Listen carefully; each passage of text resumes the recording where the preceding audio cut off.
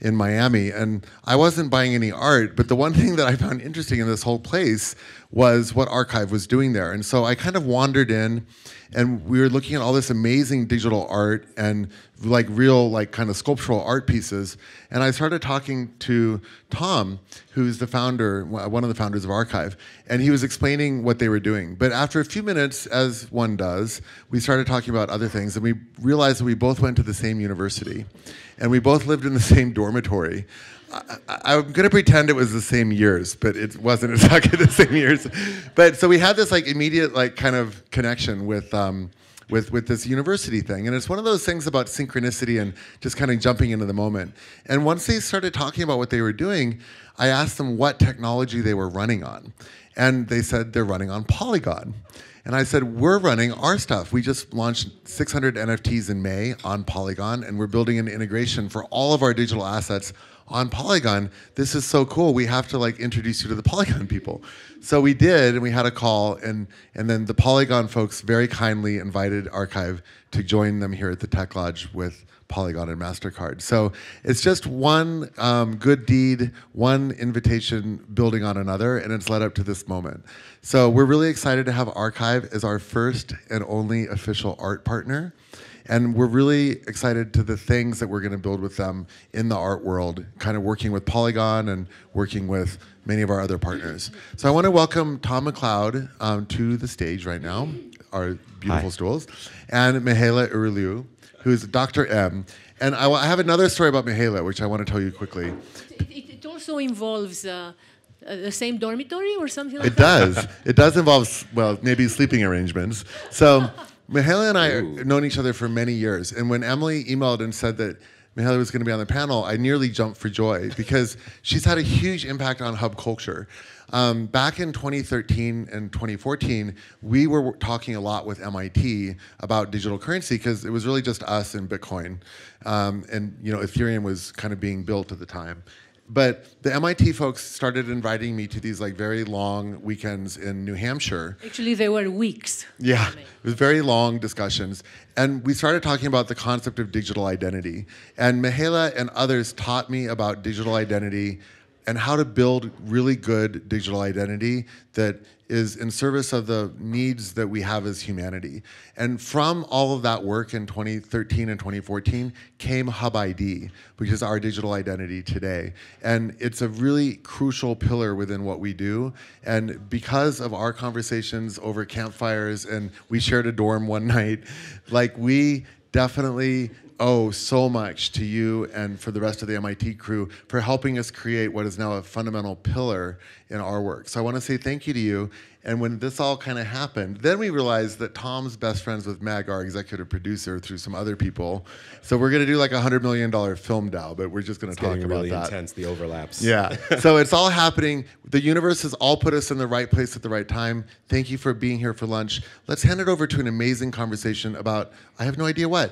Tom McLeod, founder of Archive. Thank you. I think if I may coin this, Stan, you are direct what you are, but also I want to thank you for who you are, for what you do, for really being in the service of this great mission. And I will spell it out, the great mission. Thank you for being you. Seconding that. Thank you. Final point. Our theme this year with our staff, we have 60 staff. Our hub chat is called the Quantum Leap, Hub Culture Quantum Leap.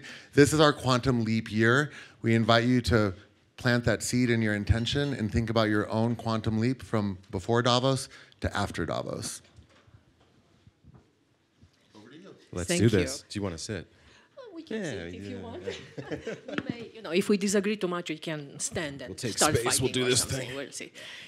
That's fantastic. Thank you so much, Stan. And indeed, it is a quantum leap because I think, and I'm sure I'm in unison with many here, that it is time to leap out of the machinery which is keeping us trapped. And what I mean is we are being automatons in the cultural machinery that is leading us to the cultural road to unfreedom, being fed information, not being given the opportunity to be rational agents and decision makers for what we contribute, not being rewarded for what we contribute, not being able to contribute value to the cultural game.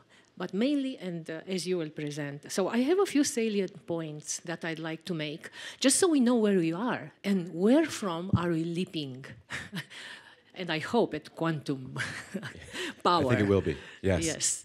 So we have lost our agencies, our agency. We are now simply passive consumers.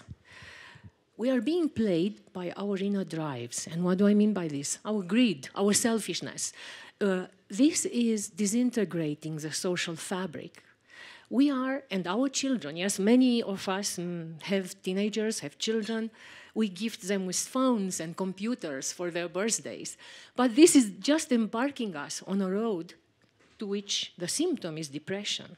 The cause is the fragmentation of social fabric in the social media machinery, centralized, and this is the keyword here, which Hub ID is solving Archive. and Archive is solving. And, you know, the cultural machinery wants us to believe that democracy is equivalent to consumerism. And if we are passive consumers, everything, you know, we will be happy. We just have to wear that watch or do this or admire this piece of art, not that one. And then we will be much happier. And of course, yeah, our sense of happiness has been we've been lobotomized, so we really have that false and fake sense of happiness. So I was mentioning the symptom of depression and the cause, the fragmentation of social fabric. Yes. So now, what is the effect? Yes. So the effect is the fact that we lost our autonomy completely. So how do we restore that? Tom, do you have any ideas? This is a big question that's hard to answer out of the gate. I think, well, at least... And at quantum leap speed. At quantum leap speed. I think we've been looking at culture and how it's defined at Archive and what does that look like. And I think the place that we started at was broadly, what is art? And so out of the gate, we said, you know, what are museums was the first concept. What is the construct? How does it look? Historically, a museum is a place that people enter. And when you enter that location is curating on its behalf. You have no idea who's doing it most likely, who are the people that are participating, and they're defining what culture is. There's many influences that are going on in that market, that space, as to why those items are being placed in front of you, but you are largely just consuming them and being fed that academic pipeline or non-academic pipeline or financially incentivized pipeline, depending upon when you enter. And then the second piece is that the location as well is defining a lot of the items. So you could take the British Museum, for instance, which has a lot of items that are, they were acquired through conquest and imperialism, that a lot of people would like their items back in those cases. You have places where you might have a Mexican artist who has stuff in the Irish museums, and they would have preferred them to be in context in CDMX or something, but they've been acquired into these collections in places where the context of the location is applying a lot of the reason for impact. So we said, what if we reverse both of those pieces? What if you entered a space or didn't enter a space, and the actual act of being a member allowed you to curate the items that would be in the collection? And then if we didn't necessarily force you into a single location, and we focused on where those items themselves could be in the world that maximize the actual experience of the items, so you can think about the things that could go into that. How did the creator themselves want it to be represented? Where does the feeling of that happen? Where does it maximize the actual essence of the creativity of the art? And then lastly, we said, what is art? And so what is art and how it's tied to culture? And so I loved going to the Smithsonian. I was in DC for 10 years. And who is giving the answer? And who is giving the answer? And we thought, if everyone that was involved could start to... Who are you to answer for me? Right? And who am I to answer for the community, and even in this case? And so we thought if we brought a bunch of people who were clearly actively interested in these spaces together and allowed them to start to propose, select, curate what they were seeing as the most important things, and then we focus on placing them out in the world. That could be that Raphael Hemmer here in Davos at the moment, and where those things move all around the world. That would be a completely new paradigm. It would be both decentralizing the discussion and the curation, but then distributing the museum all over. Candidly, we actually think of it almost like Pokemon Go for art, where you suddenly have things all over the world and people can see it, and the location themselves become defining. And that's the first place we looked, was just, how do you do that? And then a huge last part was simply, what is art? and what is defining culture. So we have things, everything from large canvas pieces to the fans Madonna used in the Vogue performance in 1990, talking about a lot of things around cultural appropriation and lots of stuff around that, as well as the patent for the very first computer. So we're looking at this as almost an encyclopedic collection of these things that you can now say they were the genesis items for a lot of different cultural derivatives. So that's how we've been looking at it. That's amazing. And I have a few questions, of course, Please. clarifying questions, because I want to keep you on track as well. So, of course, I tend to ramble. You are empowering people to reply. No, I mean, with what you say, with this, yes. So you are empowering people to actually, yes, make those decisions. Yes, what do you expose in your museums, and so on and so forth. Yes, and with empowerment, of course, comes accountability, because I mean, it's like there are so many parallels with social media and with what's happening.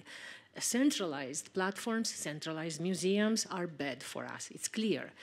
You want to build something which doesn't use people for their purpose, but actually wants to empower people to create the value which then they will consume and will make them happy.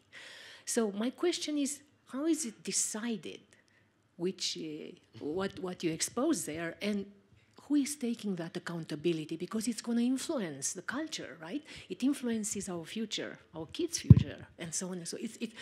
You have enormous responsibility. Yeah, and I mean, for what it's worth, I like to remove myself from as many of those decisions as possible for the exact reason that we don't particularly want to continue the systemic institutionalization of art is the way it works right now. So I see, exactly. So from centralized platforms who are bad custodian to self-curation, right? Yeah. And this is, what do I want? And So what kind of world do you want? I think this is the question which I would ask your community. Yeah, so we tend to look at it from the same way that a traditional museum would go after an exhibition. We put everything under a curatorial theme. So for a season is how we think of it. You come together and the whole community agrees on a theme. So last year, we had an entire year, the theme was when technology was a game changer. So whether it was art or collectibles or memorabilia, everything had to be tied to this central concept of, you could say that this moment in history was different because some kind of a technological advancement allowed it or hurt it or enabled it or supported it in some way. So you have this through line, similar to the way any academic research would do. You want to tie these things together. So if they were in a room, they wouldn't just look like a bunch of disparate things. There was still an actual reason and cohesion. And it cannot, if I can interject right Sure. here, because Stan mentioned that it's a quantum leap here, and he is developing now his platform, Zeke, yes? Zeke.ai,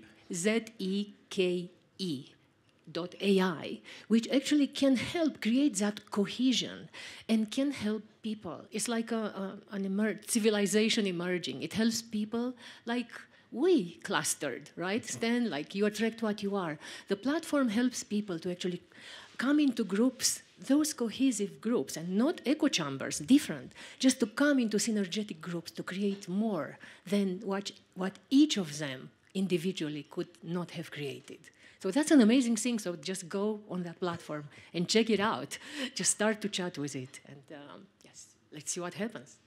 Definitely do that. I think that's a no-brainer, Zeke.ai. I think last night, yesterday, 2 bots joined and started talking to each other. I think that's the first time that's happened. Wow. So that's a kind of a revolution That right is there. a quantum leap in AI itself. So congratulations. They're buddies. We got...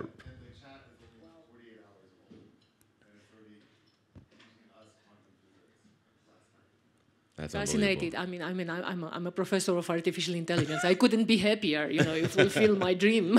So, you're like, here we are. AGI. I think on our side, we're looking at this idea of individuals that are interested in this type of stuff tend to lean towards being perpetually curious. So you may do something in your day job that is not necessarily what you care about every single moment of your waking life. But there are things that do drive you, different facets of creativity and art and collecting. And you want to bring that into a community, and you're coming into a place where your ideas and the things that you share are basically equally represented and put on par without necessarily putting some degree of classism around this is high art or this is low art or this is sculpture isn't the same as a canvas, or everything is kind of put in this level playing field as long as it's tied to the thematic linkage there. And then people propose these items and basically debate them out as to the merits of how they work together. I think one of the big things in the beginning, and this is the evolution that the community itself has put forward, it was binary. It was items would be proposed for acquisition and people would say, yes, we should do it, or no, we shouldn't. And we really quickly moved that to quadratic. So now people get 10,000 votes, and you get to place them across the entire spectrum of any acquisition round. And so you actually get more to the root of what the overarching sentiment of the community is, as opposed to sitting here saying this art is better than that art. It's more, this is more reflective of the moment at this given time, or this is more reflective of how we feel. And so that was the first major leap, was just moving from this binary concept of voting is a thing or a no, into art can't be quantified in the way that you just say this is good, this is bad. We realized even we were starting to retread this place that people have gone the wrong path, and immediately start to correct that. So one of the big I want to things, use this because I'm also very passionate about liquid democracy, and yes. I think what you're doing there is definitely solving a problem which is not solved yet. I've had an entire conversation around liquid democracy at the LACMA a couple weeks ago that we went all through it. Yes, So, yeah. because it's about value and how it changes depending on this moment in time, and being flexible and adaptive. And that is evolution. That is enabling it versus being stuck with what we have, and in the us versus them, and okay, let's vote for this or for that. So this enables indeed a quantum leap. Yeah, I mean, That's I how think, see it. if we want to move away from me just talking my book, for instance, and into broader topics, I mean, I think one of the core Go things ahead. is culture is fluidic, right? Culture moves in a sea change. It's constantly kind of going this way and that way. And you have things that when you look at them, we deem them as timeless, right? We say that this is representative of a period that has pushed forward a very long time. But in the moment, there are also things that are tactically, culturally significant at any given time, representing to different bodies and different people. And how do we elevate that in the moment is unbelievably critical, while still maintaining the overarching understanding of the provenance that came before. So how do you continue to apply all of that history into it? And whatever you're talking about, my degree was actually audio engineering. So a long time ago, I liked to work with musicians. And I think one of the things Music's universal language. music is right? universal language. Music and emojis are the universal language. Everyone understands a smiley at this point. And I think one of the things you kept coming, you were always trying, on the back end, I was an engineer, you were always trying to get the sound, energy, inspiration that the artist was trying to get out. Your job was like, you were trying to say this. How do we do that? And I think what we're looking at, and if you think about sort of decentralized governance and focusing on decentralized culture, you want the whole world to be trying to get to that together. How do we represent the larger body politic with that opportunity? And if I may just interject to, the reality of the moment, or maybe I think it's still a moment and we need a quantum leap out of that. Yeah. It just came to mind because the holidays are past. Hallelujah by Leonard Cohen, yes, Yeah. which has been rejected by Columbia. And if we would have had this system of voting, definitely it wouldn't, it would flourish, and it did flourish, but, in time, and it took decades until people actually knew that it's his song.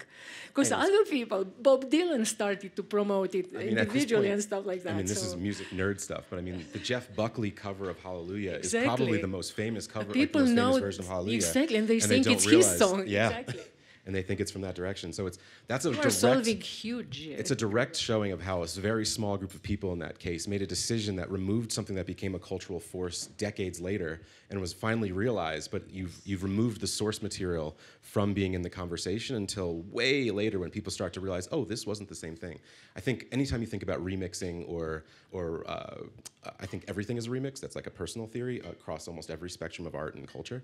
And so when you start to apply those different things and you realize that everything is built upon something else, when you start to remove the history from it, you actually make it less impactful. You've got to bring that together. And that usually comes from the collective memory. So someone knows why this was important. And oral traditions used to do this. And we've kind of lost a lot of that. And I do think if you get into larger collective group voting around culture and those pieces, that'll be surfaced because someone will remember that story about their grandmother telling them about this piece.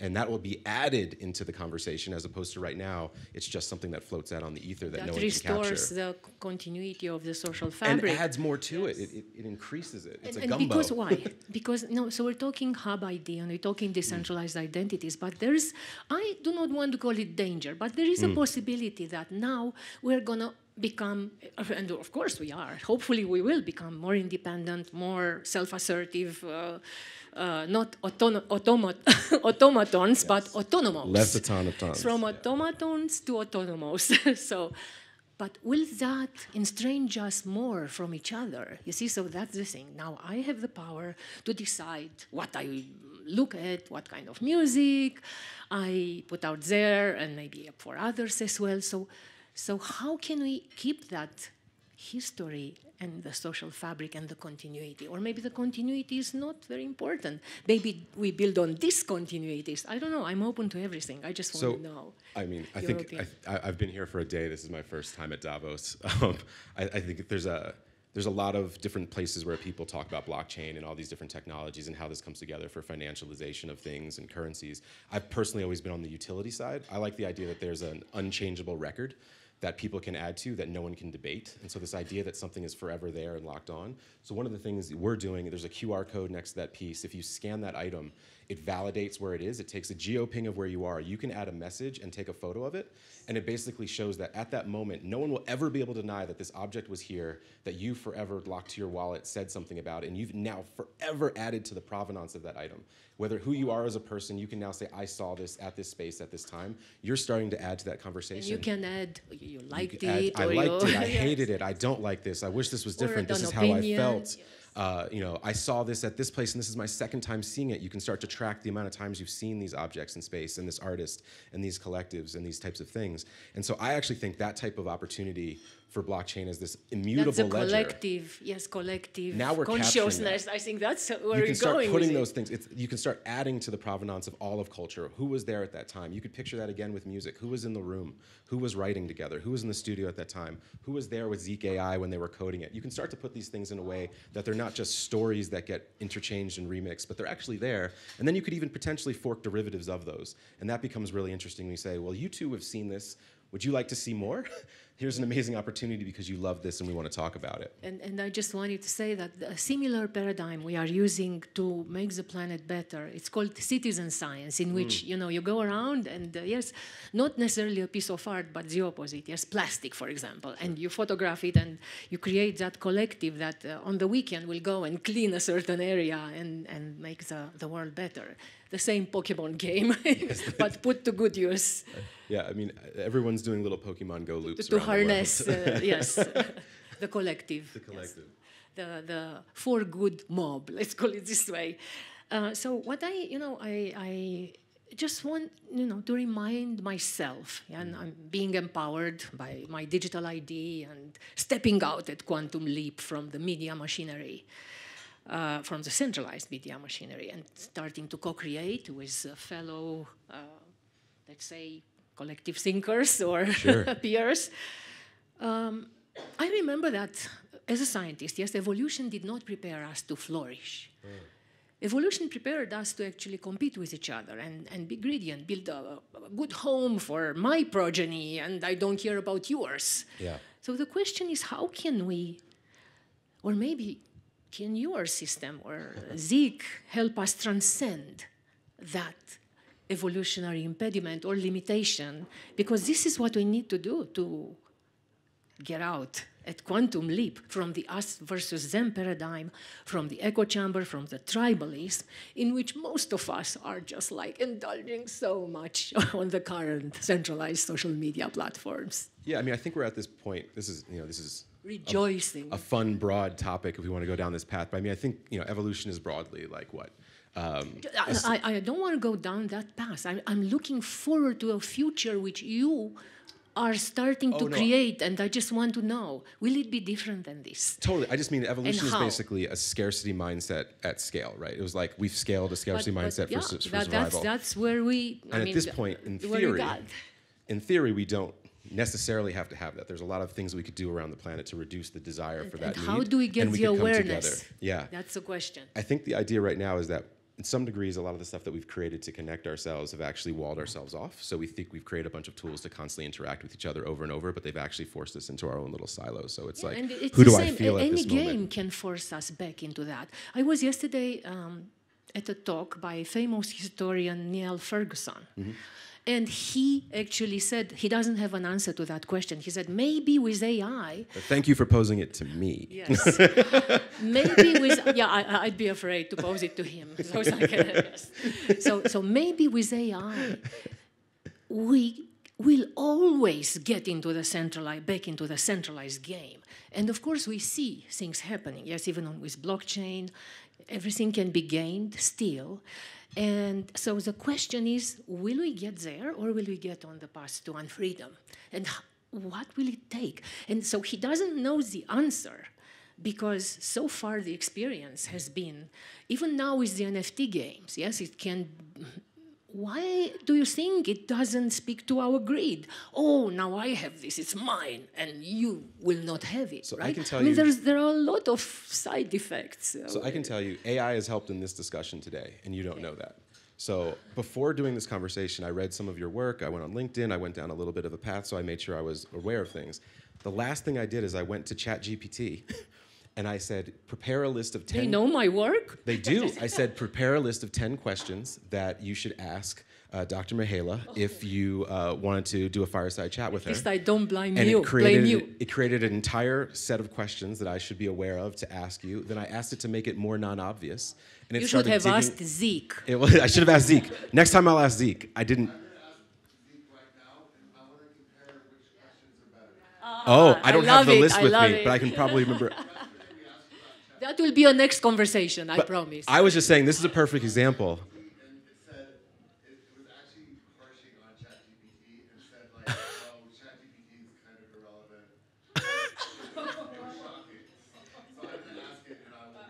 And this is fantastic. I was just saying, that's an interesting way because it was actually helping us communicate. I was able to quickly get up to speed, so when we had this conversation, I used AI as a superpower for communication, so that in the first conversation we've ever really had, I was able to suddenly be able to communicate with you quicker. And you know what? It broke down some walls.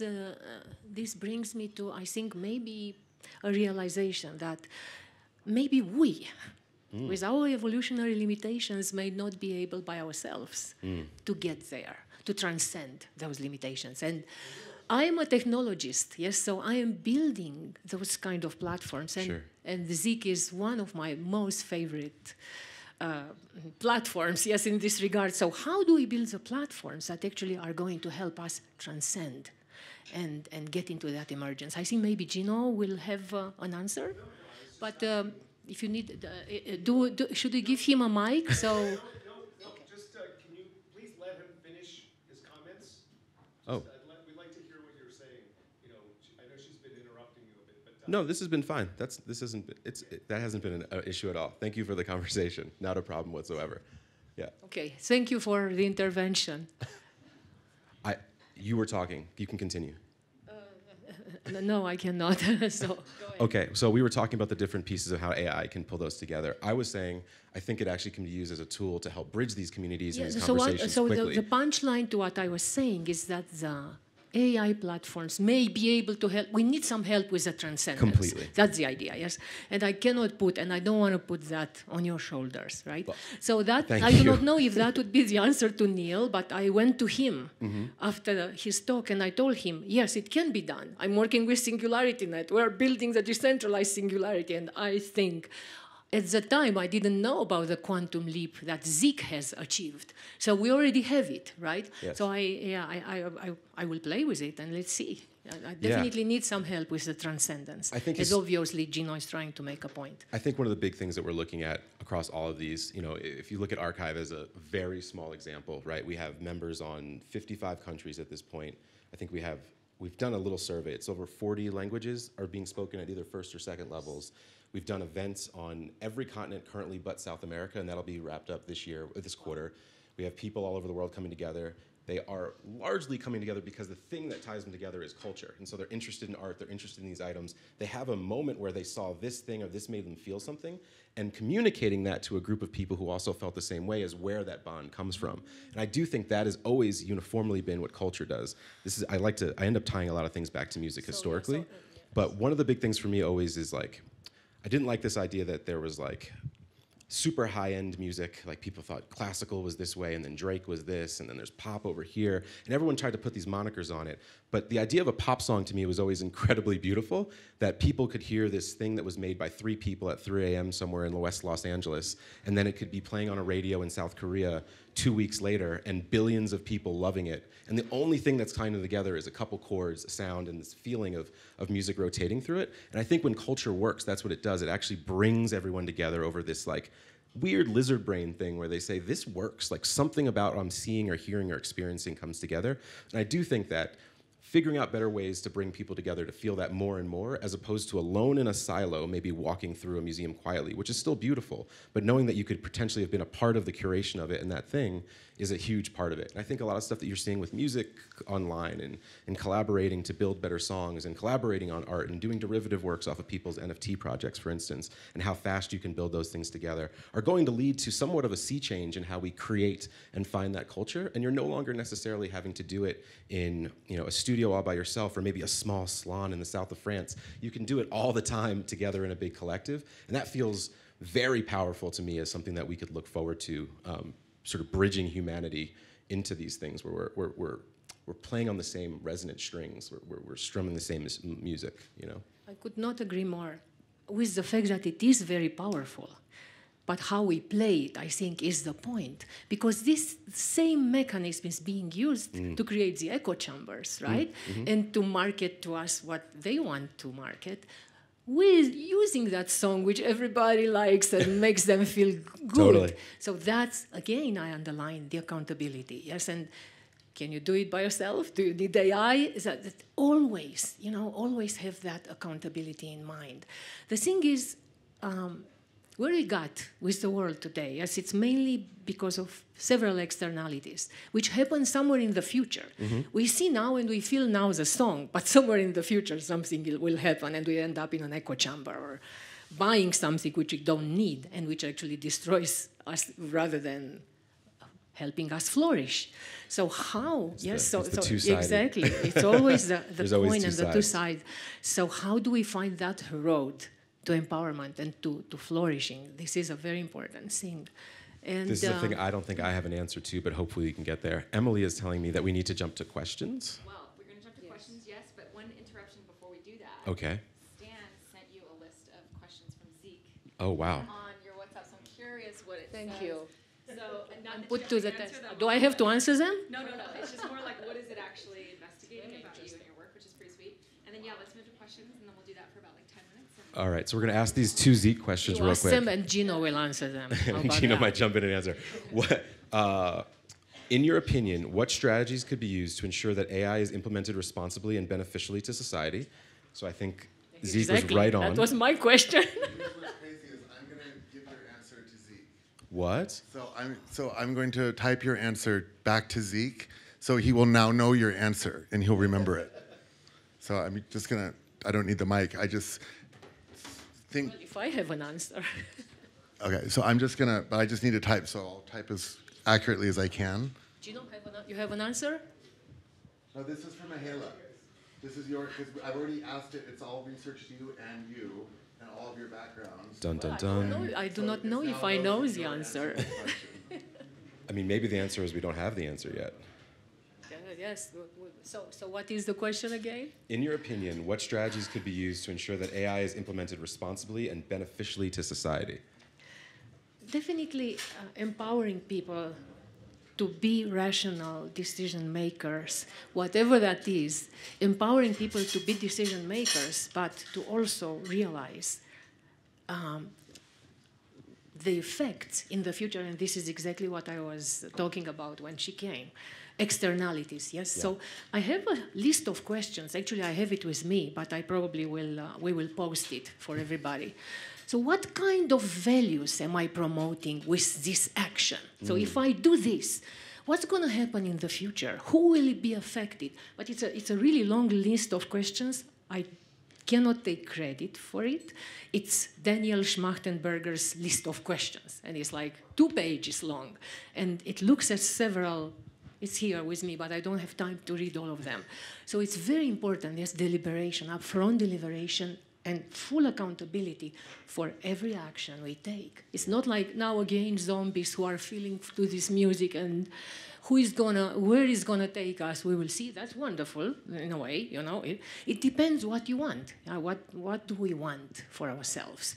So I would say that for me, yes, I would like to have that accountability, and whatever I do, to have that list of questions in mind. Who will be affected? How will it be affected? What values am I promoting with this action? I think that makes a ton of sense. Should we jump to audience questions? To the answer. Let's see what it Stan, says. what are we getting back? Oh, you are off, totally. He said, it sounds like you're interested in the concept of accountability. I can help you explore what accountability means and how it can be implemented into decision making. Would you like to learn more? Yes. Fantastic. Yes, and she will contact you. You'll remember that. Fantastic. Thank you. So I think we'll take a couple minutes. If there's any questions, open it up to the floor. I see a hand. I knew that hand was coming. Questions, Gina. comments, you know, All the stuff. contributions. So I'm really happy to hear, I guess we just met the other day, but did. really happy to hear about the project and everything. In relation to arguably the role of art is it provides a common semantic framework for people to communicate inner experience. So if I say this is a glass, everyone knows what I mean. But if I say, Tom, I love you, what the hell does that mean? How do I know that my understanding of love is the same as your understanding of love? But with a piece of art, different people can have a different interpretation and different feeling about it, but we know what it is. And so it provides a common semantic framework for a group of people to communicate inner experience. And so one of the things that we were looking at back in the AI side and looking at media, how many of you were talking about music, how many of you know Roon? Any of you know what Roon is? R-O-O-N? It's an amazing way of browsing through music now. And you can go through and see the correlations between different music, band members, and it brings back that glory days of going into a record store and exploring music. And arguably the value of media, why is the Beatles catalog so popular? Because I can just say, Let It Be or Hey Jude, and you know what I mean. It's a meme now that's in the collective consciousness of the collective. And I think what you're doing right now is you're creating kind of the Wikipedia, if you will, of art. And if you think about it, if you then start collecting everyone's interpretation and everyone's ideas of it, and if you aggregate all of that, that's on the internet today, and everyone that is alive to comment on it, you've got a powerful, powerful representation of what that piece means to humanity and to the population. And then from that, to then look at building DAOs, getting people together, and building community, I think, for that is a really, really strong, powerful thing. What we were looking at doing was building agents to crawl the internet, just, to be the world's expert in, say, like Pink Floyd, Dark Side of the Moon. And if you then grabbed all the information about everything everyone ever knew about the development of Pink Floyd, Dark Side of the Moon, and then turn that to feed an AI agent, then the way that you interact with media and everything is going to be very completely different. And I think what you're building is a platform to collect that. And for me, that's very exciting. Yes, and I have just to add there, because from my perspective, yes, and I'm supposed to be the skeptic here, the values are embedded in the piece of art, like Let It Be and the Beatles, of course, yes. So I build a piece of art with the values which I embody, like John Lennon did, and I throw it to the world, and then this collective is forming in the way, shape, and form you mentioned, but that was without DAOs. If we can build those DAOs that can create those values, but the accountability is with the artist as well.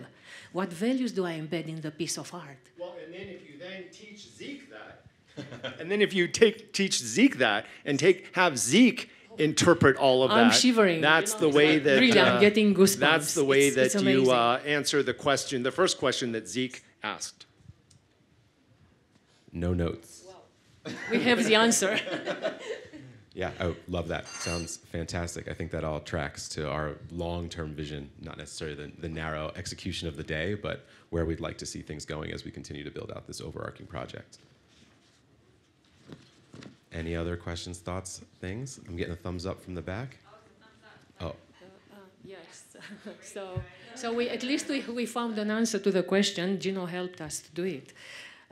As a conclusion, if it's time to conclude, and if there are no more questions or comments, just to make sure, because up to now, so I would say for me now the responsibility is, and I have white hair. Don't get yourself distracted by my hairdresser.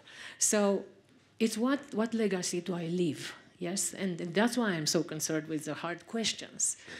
So what future are we bringing our children into? And social media, centralized machinery, culture, as we call it today, and which is actually managing the cultural game today, is leading our kids on the path to depression. And then we feed them medication to keep them on that path of the media feeding them. So it's practically destroying our future. That's how I see it.